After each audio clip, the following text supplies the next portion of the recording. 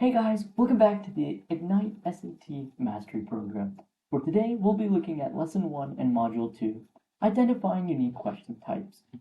So, there's going to be a wide variety of questions you will see on the SAT reading section.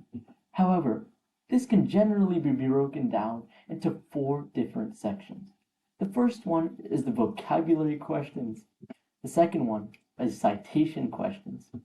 The third one is paired answered questions, and the fourth one are the big idea questions or the main idea questions. Remember, all SAT reading questions can be put into these categories, these 4 unique categories. So therefore, it is important to recognize patterns and crucial for mastering the SAT reading. Now, let's look at some examples of these kind of questions. Guys, I want you to take a second to pause the video and go through this passage and read it to the best of your ability. Alright guys, now we're going to be looking at the questions associated with this passage.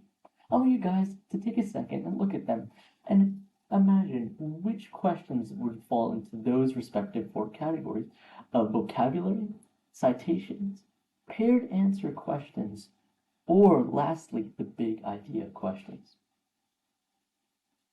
Alright, now that you guys have done that, let's look at vocabulary questions. Now, question 3 and question 8 are considered vocabulary questions.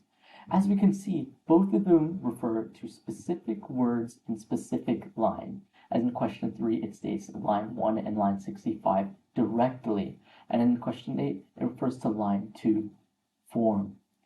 These kind of phrases will always link back to vocabulary questions. As we see, both of those questions ask a word which most nearly means and gives 4 options for different words to substitute them in. These are generally what the vocabulary questions are going to look like.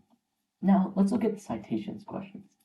And this passage specifically, a citation question is any question that includes a direct citation from the passage. Now this can be line numbers or this could be direct words put into the question.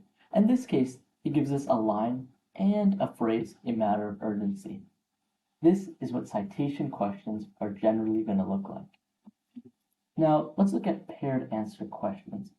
Now as we can see, the previous citation question is actually also considered a paired answer question. The way to recognize these is if 2 questions back to back incorporate an evidence-based response. As we can see from question 9 to question 10, question 10 asks, which choice provides the best evidence for the answer to the previous question? The same goes for questions 4 and 5, which choice provides the best evidence for the answer to the previous question? All paired answer questions will have 2 subsequent questions, one asking for an answer and the next asking for evidence to support that answer. Finally, we have the big idea questions. Now these questions, they're kind of like the general questions you get in any kind of piece. You might have heard these kind of questions asked in an English class. These might be general topic essay questions. But in these specific contexts of the SAT, they will be asking a question about the big or main idea of a text.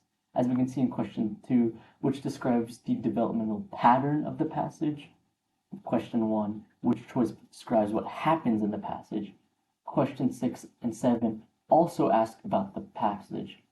7 asks about a paragraph, and 6 asks in the passage. Now, generally, if a question includes in the passage of some sorts or in this paragraph, then it's definitely going to be a big idea question. Alright, next time, we're going to be looking at the key to vocabulary, how to tackle vocabulary questions in the reading section of the SAT.